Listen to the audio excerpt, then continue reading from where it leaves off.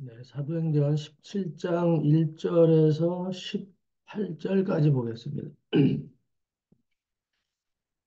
그들이 암비볼리아와 아볼로니아로 다녀가 데살로니가에 이르니 거기 유대인의 회당이 있는지라.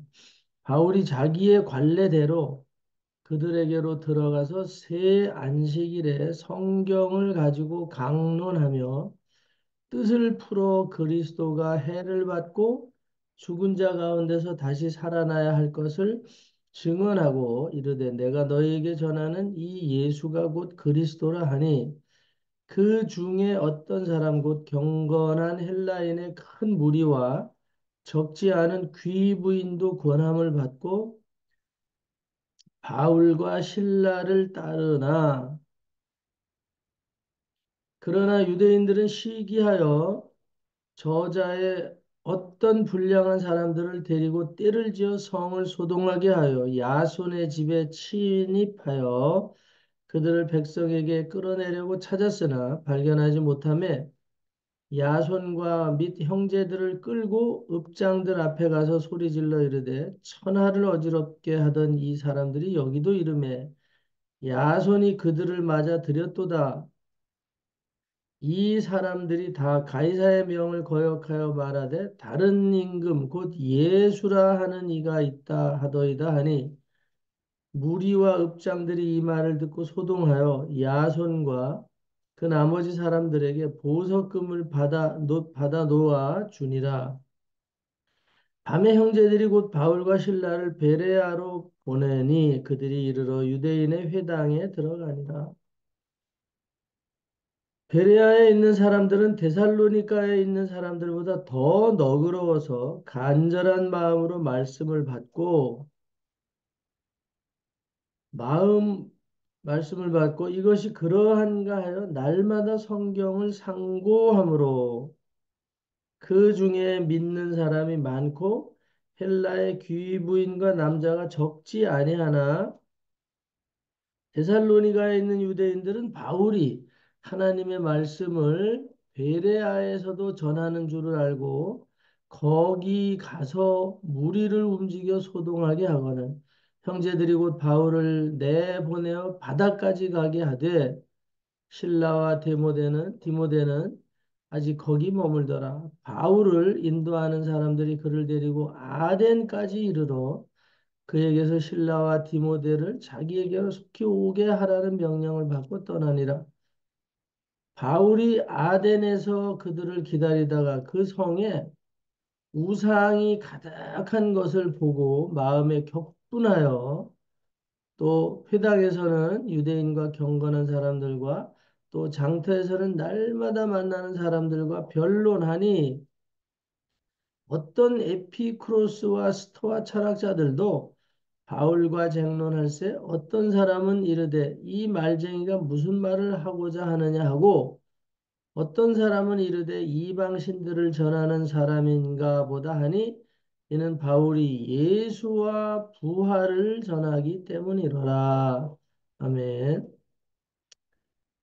오늘 18절 말씀에 보니까 바울이 각 성을 다니고 여기 지금 한 서너 도시를 다니고 각 도시를 다니면서 각 회당에서 또 어디에 있든지 간에 바울이 무엇을 가르쳤냐? 성경을 가지고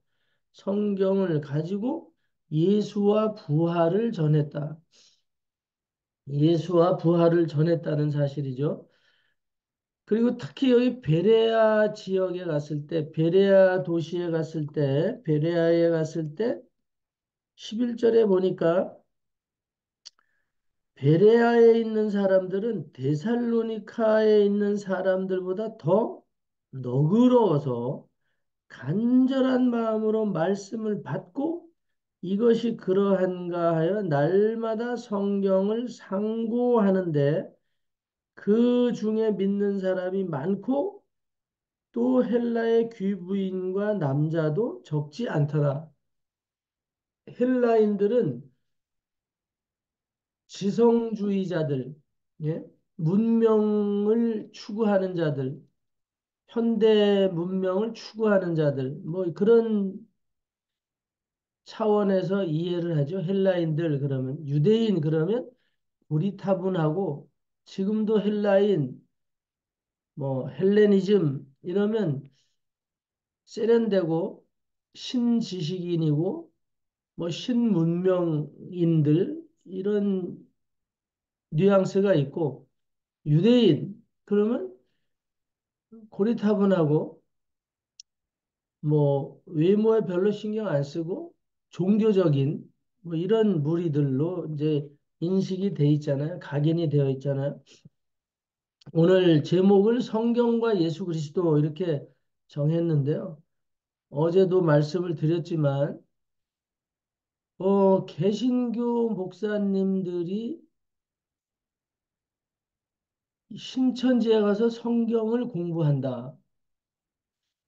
그것도 정기적으로 가서 공부하고 서울이 제일 그런 무리가 많고 대전이 두 번째다. 이게 뭐 정확한 정보가 있는 건 아닌데 분명한 것은 그들이 직접 개교회를 찾아와서 요새 이제 이렇게 떠들고 다니는 거죠. 그리고 그 근거를 가지고 있어요. 근데 놀라운 게 여자 목사들은 한 명도 안 간다는 거예요. 이상하죠? 아마 그쪽에서 여자 목사들을 인정을 안 해서 그러는지 왜 그런지 모르겠어요. 근데 여성 목사들이 신천지에 가서 배우려고 오는 여성 목사들은 없대요. 제가 그 소리를 들으면서 한편으로는 여성들이 더 지조가 지조가 하나님께 이 영적 정조관념이 분명하다. 뭐 이제 그런 마음이 들었어요. 성경의 폭넓은 그런 지식은 없을 수도 있을 수도 있지만 그런데 예수를 믿는 그 믿음에 대해서 그리고 성경의 본질에 대해서 또 이단들에 대해서 분명한 선을 긋고 있는 분들이 아닌가 이제 이런 생각을 했어요. 우리나라 신학교에서 성경을 가르치지 않는 건 아니거든요. 제가 학교를 다닐 때 보면 아주 특별한 분들이 많이 계셨어요. 그분들 때문에 제가 계속 신학교를 다니게 됐던 이유거든요. 근데 성경의 외형을 주로 가르쳐요, 신학교에서는. 성경 전체를 놓고 가르치기 때문에 그 기간에 7년이라는 세월 동안에 성경의 외형만 가르치는 것도 바쁘거든요, 사실은. 그러면 그 외형 아웃라인을 배우고, 그 다음에 내면적인 수업은 본인이 성경을 읽으면서 이제 그 프레임에 맞춰서 예? 이렇게 열심히 공부를 하면 되는 거예요.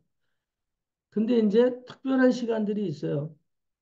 예를 들어서 소선지서, 대선지서, 응? 또 로마서, 창세기 강해, 이런 강해 시간들이 있거든요. 강해 과목들이 있다고. 다 강해를 해요. 뭐 요한계시록 강해도 있고 강해 시간이 있어요. 근데 그 시간들이 많지 않다는 거죠. 시간들이 많지 않으니까 오늘 우리가 그냥 빨리빨리 수업을 진행하다 보니까 깊이 있게는 못 배울 수 있지만 어떤 분들은 수업의 진도에 상관없이 깊이 있게 가르쳤던 분들이 계세요. 그래서 이제 그런 분들 때문에 저 같은 경우 로마서 강해를 들었을 때 그 교수님은 지금도 생각이 나고 그 로마서를 배울 때 얼마나 흥분됐는지 몰라요. 하여튼 대체적으로 뭐 현대신학이니 뭐 이런 어떤 그런 학과목들이 있는데 아우트라인을 배우고 신학자들의 어떤 그런 신앙관들을 우리가 배우다 보면 성경의 내용의 이 해석에 약해지는 거예요.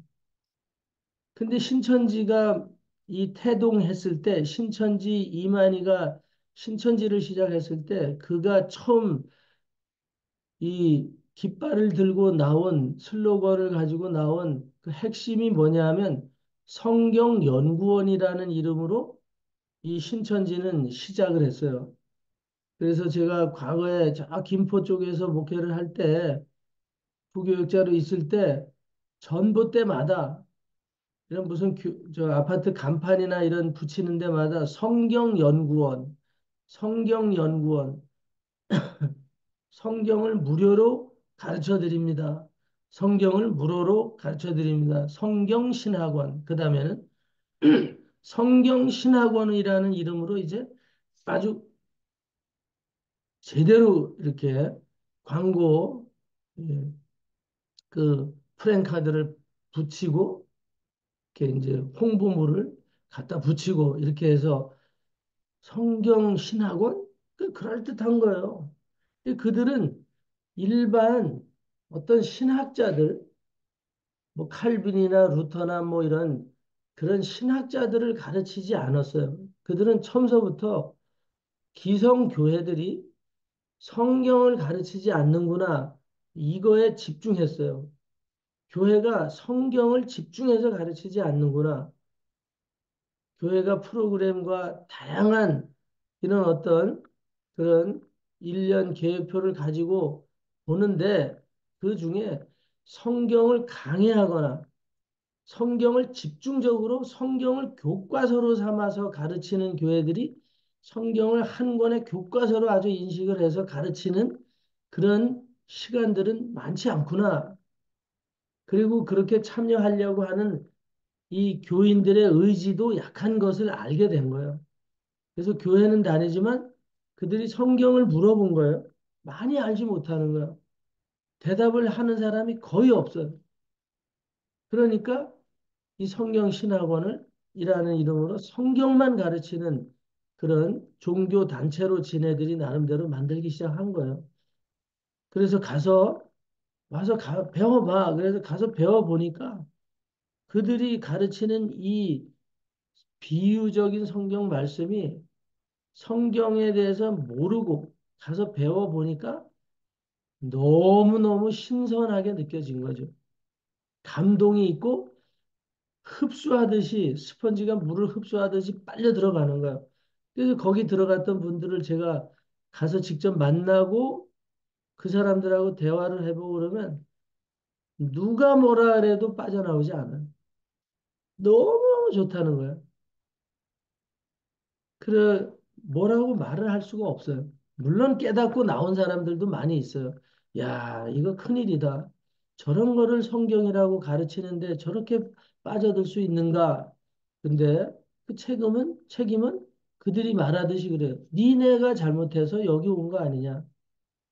니네가 잘못해서 여기 온 거 아니냐?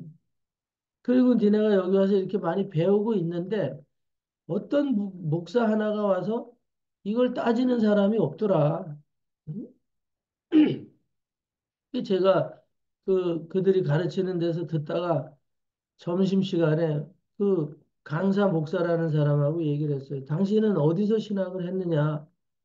신천지 태동에 처음서부터 목사를 데려다가 강의를 했는데 그 목사가 어디서 나왔냐 이 말이에요. 이만희가 신학교를 운영한 것도 아닌데 어떻게 목사가 강사로 거기서 있었지? 어디서 신학을 공부해서 어디서 목사가 됐습니까? 그랬더니 우리나라에서 내놓으라는 총신에서 공부를 했고 뭐 침례신학교에서 공부를 했고 이렇게 얘기를 하는 거예요. 응? 그런데 왜 여기서 이런 성경 공부를 가르치느냐? 그랬더니 아니 여기서 성경을 모르는 사람을 내가 가르치는 것이다. 자부심이 있는 거예요. 응? 그런데 어떻게 성경을 그렇게 비유적으로 다 비유로 푸느냐? 그리고 그 비유가 맞다고 생각하느냐? 그랬더니 뭐 좀 머뭇거리면서도 성경은 그렇다는 거예요. 성경의 창기가 어떻게 나올 수 있고 이 하나님의 말씀이 거룩한 말씀에 어떻게 창기가 나오고 세리가 나오고 도둑놈이 나오고 간음하는 자가 나오고 응? 그러네요. 사탄이 어떻게 나오고, 사탄이. 하나님의 말씀에 어떻게 사탄이 한 말이 나오고, 이게 어떻게 하나님의 말씀이냐. 이제 이런 식으로 이 성경을 집중해서 펼쳐가는 거예요.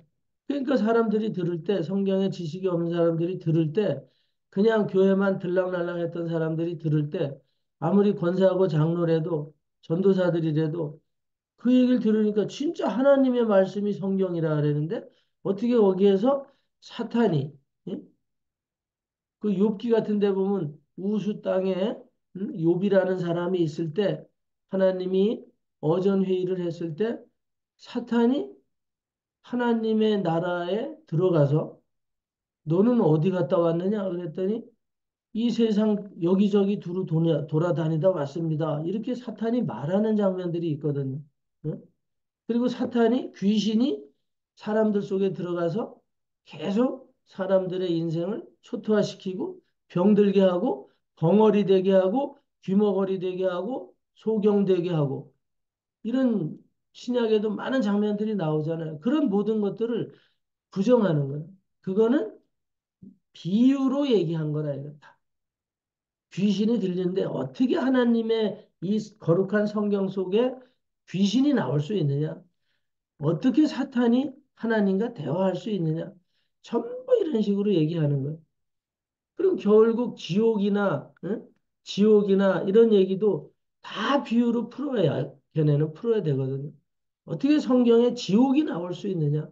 응?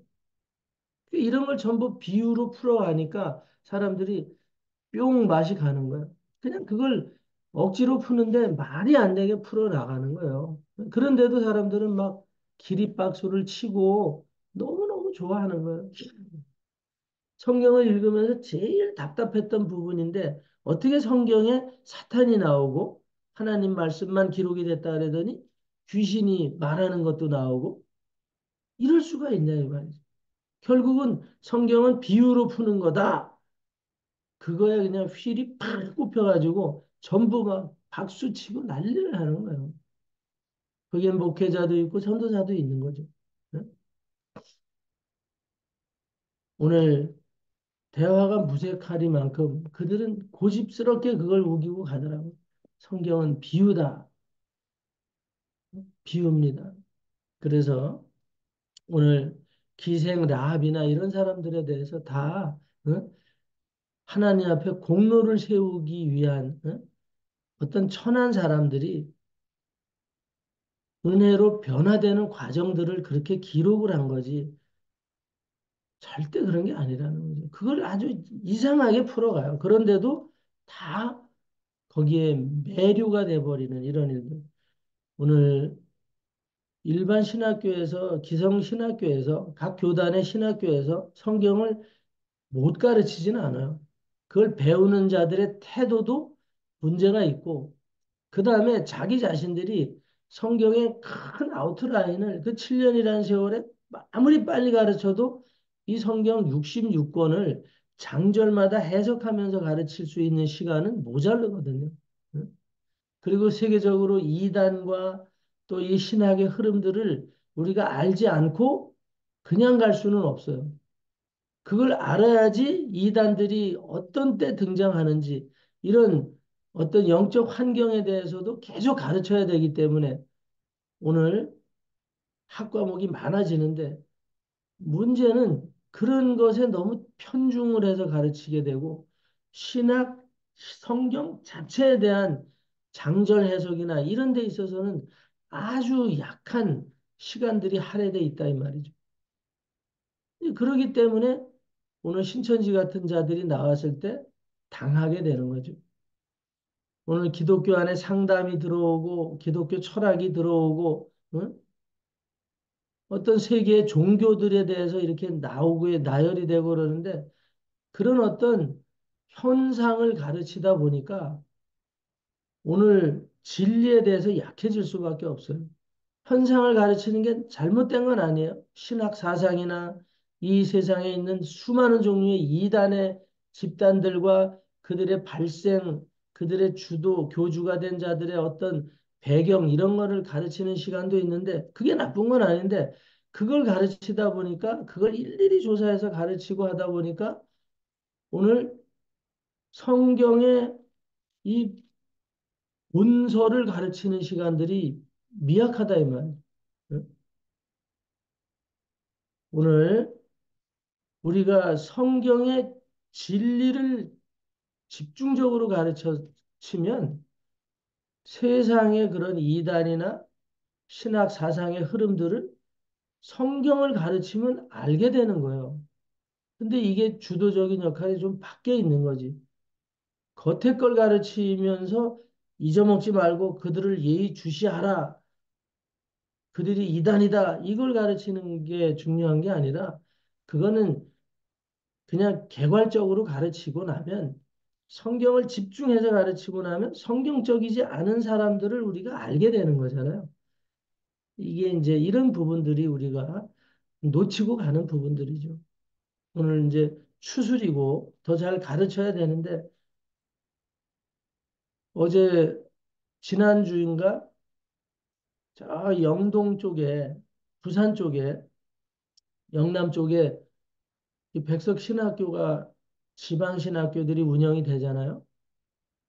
각 지방에서도 이제 백석대학교 또 뭐 다른 장신, 총신 이런 데도 부산 장신대도 있고 지역에도 이런 신학교들이 있고 총신도 다 지방에도 총신이 있는데 대학원생은 2명 졸업을 했고 학부가 6명 졸업을 하더라고요. 그래요?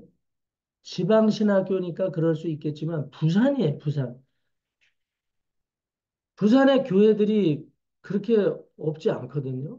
부산에도 세계적인 교회들이 어? 몇만 명씩 출석하는 교회들이 있고 청년이 2천 명 이상 나오는 교회도 부산에 있거든요. 근데 신학 대학원 졸업생이 2명, 그것도 백석 신학원인데 학부 졸업생이 남자 4명, 여성 2명 해서 6명. 야, 이거 심각하지 않아요? 근데 신천지는 지금 학사모를 쓰고 배출되는 성경을 완전히 마스터해가지고 졸업하는 학생들이 1,000명 이상씩 되거든요. 어디가 이기겠습니까? 이게?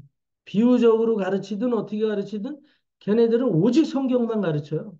오직 성경만 가르치니까 목사인 저도 말로 성경 지식으로 걔네를 따라가기가 정말 힘들 만큼 정확하게 암기를 해갖고 장절이 어떻고 다 얘기를 한단 말이에요. 제가 용인에 있을 때 대화를 해보면 아주 다 그런 건 아닌데 진짜 장절에 대해서까지도 정확하게 얘기를 하고 있고 비유를 푸는데도 뭐 줄줄줄줄 막히지 않고 풀어요. 다 엉성하게 하게 해석이 잘못돼서 하지만 이렇게 체계적으로 이제 가고 있기 때문에 학생 수의 비율로 따져도 게임이 안 되는 거예요, 이게 지금. 오늘 숫자가 많다고 꼭 이기는 건 아니에요. 근데 중요한 거는 어제도 말씀드린 대로 우리 대전에 있는 목사님이 신천지 교수였던 그 목사한테 다 대화를 하고 핵심적인 얘기 한마디를 했어요. 당신은 목사가 아니다. 왜 내가 목사가 아니냐? 그랬을 때 강력하게 얘기를 했어요. 당신은 성경 지식은 있어도 당신 안에 성령과 예수는 없다. 그러니까 갑자기 휘청하더니 뒤로 의자가 벌렁 넘어져서 쓰러져 버리는 거예요. 응? 오늘 하나님의 세계는 진리의 세계는 진짜 참신이신 하나님이 계셔야 되는 거예요. 하나님이 참신이신 그리스도 예수가 계셔야 되거든요. 이 신학적인 지식이 아무리 많아도 교회들이 점점 이렇게 도태되는 이유는 성경 지식이 있어야 되는 거고 성경 지식을 이끌어갈 수 있는 그 이전에 살아계신 하나님을 믿는 믿음이 있어야 되는 거예요. 아무리 성경적인 지식이 풍부하고 뭐 나름대로 해석을 한다고 하더라도 교회가 이렇게 도태되고 신천지가 아무리 부흥이 되더라도 그 안에 예수가 안 계신다.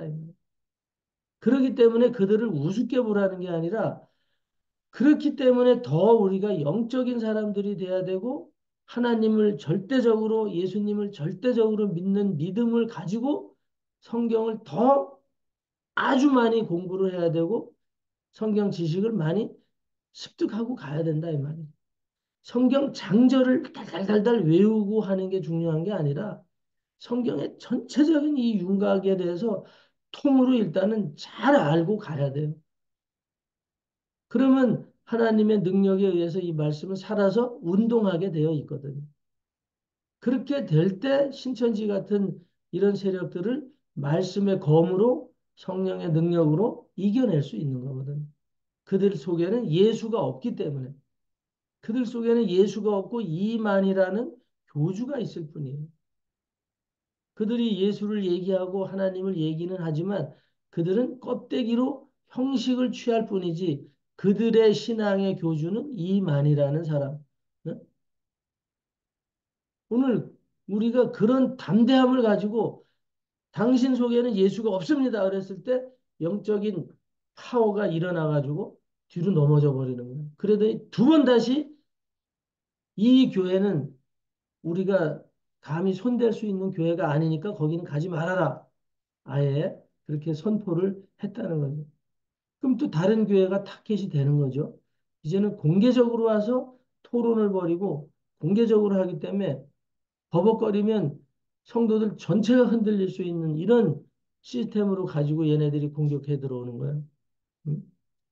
오늘 저와 여러분들이 성경과 예수 그리스도 오늘 바울이 한 얘기를 하려고 하는 거예요. 바울은 어디를 가든지 어디를 가든지 감옥에 갔다가 나와서도 성경을 들고 가르치는 거죠. 바울은 죽는 날까지도 새 집을 얻어서 전셋집을 얻어서도 죽는 날까지도 자기 집에서도 성경을 강론했다 그랬어요. 성경을 가르쳐. 성경을 강론한다. 여기도 17장 2절에 성경을 강론해. 계속 성경을 강론해. 깊이 있게 성경을 풀어서 해석하는 거예요. 장절을 해석하고 오늘 우리들이 이 실력들을 갖추고 가는 교회들로 서 있어야 되고 그래서 직분을 빨리 주고 그게 중요한 게 아니라 일단 세례는 믿는다고 할 때 세례식은 빨리 해야 되고 세례식을 하고 나면 우리의 마음의 변화가 일어나요.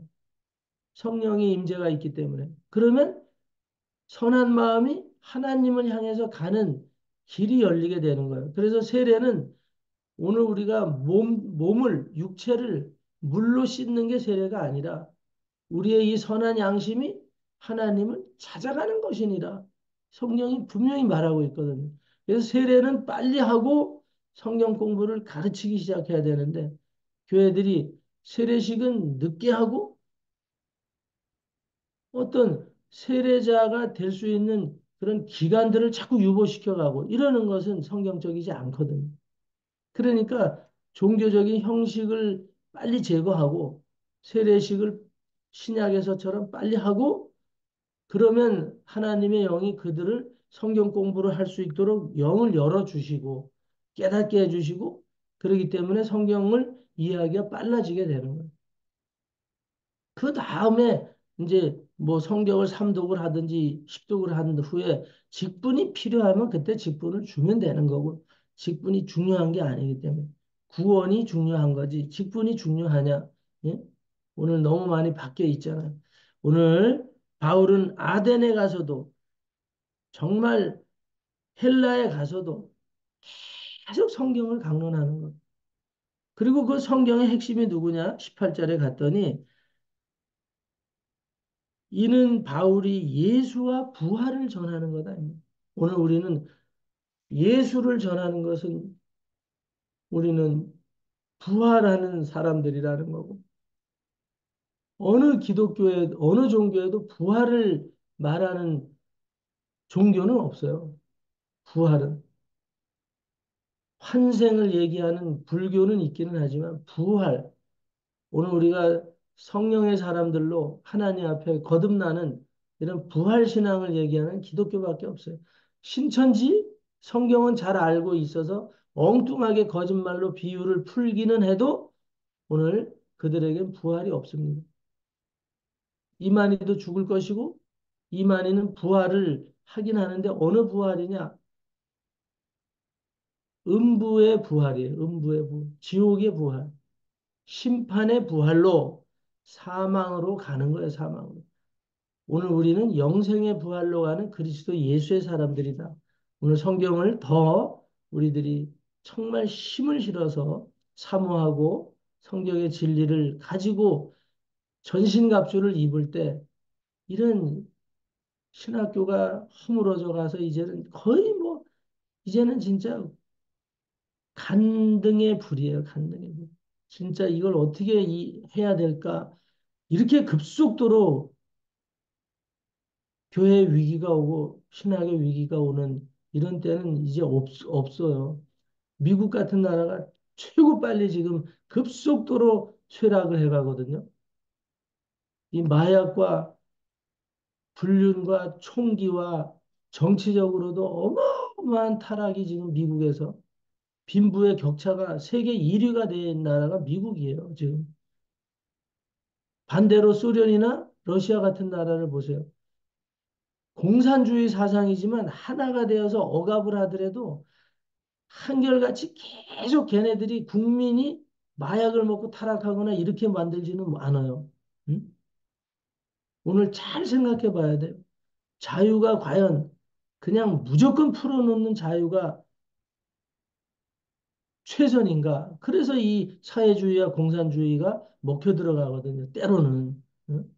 오늘 이럴 때 우리가 진리 안에서의 자유가 뭔지를 진리가 없는 자유는 자유가 아니에요. 하나님이 없는 자유, 그리스도 예수가 없는 자유라는 것은 인권이라는 것은 인격이라는 것은 국가라는 것은 결국은 망하게 되어 있다.